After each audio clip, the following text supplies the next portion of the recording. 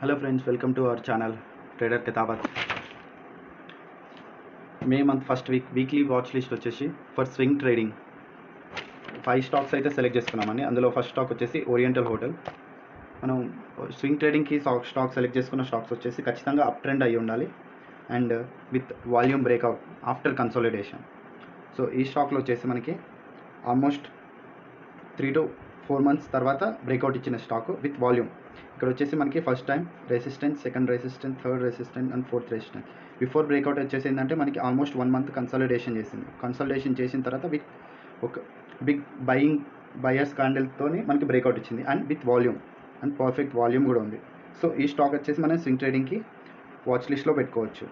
And ఈ watch list ఏంటంటే మనకి స్టాక్లో ఎంటర్ అవ్వాలనుకుంటే క్రైటీరియా ఏంటంటే ఇక్కడ మనకి ఆఫ్టర్ బ్రేక్అవుట్ కొంచెం రీటెస్ట్ వచ్చి తర్వాత హైయర్లో చేసుకుంటూ వెళ్ళొచ్చు, లేదంటే కొంచెం కన్సాలిడేషన్ అయిన తర్వాత కూడా అప్ ట్రెండ్లో అనేది వెళ్ళొచ్చు, లేదు అంటే 1, 2, 3 ఇట్లా బిగ్ క్యాండిల్స్ కూడా చేసుకుంటూ వెళ్ళొచ్చు. సో ఆఫ్టర్ బ్రేక్అవుట్ ఇచ్చిన తర్వాత ఏ స్టాక్లో అయినా ఒక 20% మాత్రమే మనం ఇన్వెస్ట్ చేయాలి. అంటే ఫర్ ఎగ్జాంపుల్ ఒక 100K 1 lakh మన దగ్గర ఉందనుకోండి, అందులో మనం ఒక 10,000 ఇన్వెస్ట్ చేయాలనుకున్నప్పుడు బిగ్ బ్రేక్అవుట్ క్యాండిల్లో ఒక 2 to 5K వరకు మాత్రమే మనం అందులో ఇన్వెస్ట్మెంట్ చేయాలి. సో తర్వాత పిరమిడింగ్ చేసుకుంటూ వెళ్ళాలి, యాడ్ చేసుకుంటూ వెళ్ళాలి. ఇక్కడికి వచ్చింది అనుకోండి రీటెస్ట్లో మిగతా ఒక 7K ఏదైతే ఉంటుందో 5 to 7K అది ఇందులో ఇన్వెస్ట్ చేయొచ్చు అనమాట. ఇక్కడ రీటెస్ట్లో ఇక్కడ ఏంటంటే ఒక 2K మాత్రమే మనం ఇన్వెస్ట్ చేయాలి. దాని తర్వాత దాన్ని పిరమిడింగ్ చేసుకుంటూ వెళ్ళాలి. సో 1:3 వరకు మనకి ఇందులో రిస్క్ రివార్డ్ రేషియో అయితే ఉంది. ఇది మీ వాచ్ లిస్ట్లో అయితే యాడ్ చేసుకోవచ్చు. నెక్స్ట్ స్టాక్ వచ్చేసి చూద్దాం. సో గైస్, నెక్స్ట్ స్టాక్ వచ్చేసి PPL ఫార్మా. ఈ స్టాక్ కూడా with after 3 to 4 months consolidation తర్వాత బ్రేక్అవుట్ అయితే ఇచ్చింది. ఇక్కడ వచ్చేసి మీరు చూడొచ్చు, first resistance, second resistance, third resistance, fourth resistance. ఈ రెసిస్టెన్స్ తర్వాత big buying candle with good volume. Stock వచ్చేసి ప్రీవియస్ చాలా రోజుల నుంచి కన్సల్టేషన్లో ఉంది, దాని తర్వాత బ్రేక్అవుట్ ఇచ్చింది. స్టెప్స్ వైజ్ ఏంటంటే మనకి ఫామ్ చేస్తూ వస్తుంది అనమాట. అంటే కన్సల్టేషన్ అయిన తర్వాత బ్రేక్అవుట్ ఇచ్చి బ్రేక్అవుట్ తర్వాత హయ్యర్ లెవెల్స్లో సస్టైన్ అవుతూ వస్తుంది. ఇక్కడ చూసుకుంటే కనుక ఈ లెవెల్లో వచ్చేసి మనకి ప్రీవియస్గా రెసిస్టెన్స్ అయితే ఉంది. ఆ లెవెల్ 100 లెవెల్ తర్వాత 100 దగ్గర మనకి ప్రీవియస్గా రెసిస్టెన్స్ అయితే ఉంది. రెసిస్టెన్స్ ఫామ్ అవుతూ అక్కడ కన్సల్టేషన్ అయిన తర్వాత ఇక్కడ బయింగ్ క్యాండిల్ వచ్చింది. బ్రేక్అవుట్ తర్వాత ఇక్కడ కన్సల్టేషన్ చేసి మళ్ళీ ఇక్కడ బయింగ్ వచ్చింది. మళ్ళీ ఇక్కడ రీటెస్ట్ చేసి ఇక్కడ కన్సల్టేషన్ అయింది. మళ్ళీ ఇక్కడ ఈ లెవెల్లో మళ్ళీ పుల్ బ్యాక్ వచ్చింది. కన్సల్టేషన్ చేసుకుంటూ హయ్యర్లో చేసుకుంటూ మళ్ళీ ఈ రేంజ్ని అయితే బ్రేక్అవుట్ చేసింది అనమాట.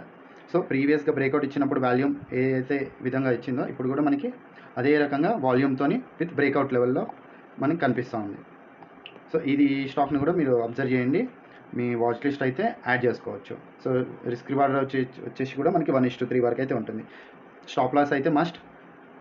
ఏ స్టాక్లో అయినా ఎంటర్ అవ్వాలనుకుంటే ఓన్లీ 2%, 2K to 5K వరకు మనకి ఎంట్రీ తీసుకోవాలన్నమాట.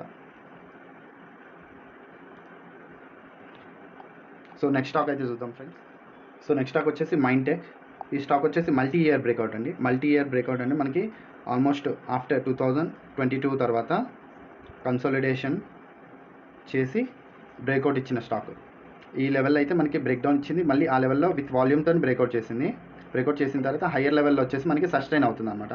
హయ్యర్ లెవెల్ దగ్గర సస్టైన్ అవుతుంది కాబట్టి ఇక్కడ నుంచి మళ్ళీ స్టాక్ అనేది ఒక సడన్ అప్ ర్యాలీ కూడా రావచ్చు. సో ఈ స్టాక్లో కూడా మనకి as per risk reward ratio 1:3 అయితే పెట్టుకున్నాము. బ్రేక్అవుట్ కూడా మనకి ఆఫ్టర్ వాల్యూమ్ కన్సాలిడేషన్లో బ్రేక్అవుట్ అయితే ఇచ్చింది. బ్రేక్అవుట్ ఇచ్చిన తర్వాత కన్సల్టేషన్ అవుతుంది. సో స్ట్రిక్ట్ SL అయితే దీని కింద ఉంటుంది. వాల్యూమ్ కాంట్రాక్షన్ అనమాట. అంటే బయర్స్ కానీ సెల్లర్స్ కానీ ఇక్కడ స్ట్రాంగ్ లేరు. సో బుక్ చేసుకున్న తర్వాత ఇమీడియట్గా స్టాక్ అయితే రావాలి. సో ఇక్కడ హయ్యర్ లెవెల్స్లో స్టాక్ అనేది సస్టైన్ అవుతుంది కాబట్టి ఇక్కడ నుంచి ఒక అప్ మూవ్ అయితే ఎక్స్పెక్ట్ చేస్తున్నాం. సో నెక్స్ట్ స్టాక్ అయితే మూవ్ అయిపోయింది. నెక్స్ట్ స్టాక్ వచ్చేసి PFC అండి. PFCలో కూడా సేమ్ మనకి after consolidation base formation, support ఇక్కడ రెసిస్టెన్స్ తీసుకున్న తర్వాత ఇక్కడ రెసిస్టెన్స్ తీసుకోవాలి, కానీ విత్ వాల్యూమ్తోని మనకి బ్రేక్అవుట్ అయితే ఇచ్చింది. ప్రీవియస్ వాల్యూమ్ చూసుకుంటే కనుక ఫ్లాట్ ఉంది. ఇక్కడ బ్రేక్అవుట్ ఇచ్చిన తర్వాత బ్రేక్అవుట్లో అయితే విత్ వాల్యూమ్తోనే వచ్చింది. సో ఇది కంటిన్యూస్ ర్యాలీ కాబట్టి ఇక్కడ కొంచెం సేపు కన్సల్టేషన్ చేసి పైకి వెళ్ళొచ్చు, లేదా అంటే ఇక్కడ అప్ వెళ్ళి ఒకసారి డిప్ వచ్చి మళ్ళీ వెళ్ళొచ్చు. ఈ విధంగా ఇక్కడ అప్ వెళ్ళి మళ్ళీ డిప్ వచ్చి ఎలాగైతే పైకి వెళ్ళిందో ఇలా అప్ వచ్చి డిప్ వచ్చి మళ్ళీ పైకి వెళ్తుంది. పుల్ బ్యాక్ అంటాము. పుల్ బ్యాక్ చేసి కూడా స్టాక్ అనేది పైకి వెళ్ళొచ్చు. సో ఈ స్టాక్ని కూడా మీరు ఆర్డర్లో ఉంచుకోండి with volume and breakout candle కూడా బాగుంది కాబట్టి ఈ స్టాక్ని కూడా మీరు అబ్జర్వేషన్లో చేసుకోవచ్చు. అండ్ నెక్స్ట్ స్టాక్ వచ్చేసి చూద్దాం. సో నెక్స్ట్ స్టాక్ వచ్చేసి మనకి బిహెచ్ఎల్ అండి. బిహెచ్ఎల్లో కూడా ఆల్రెడీ ఇది అప్ ట్రెండ్లో ఉన్న స్టాకే.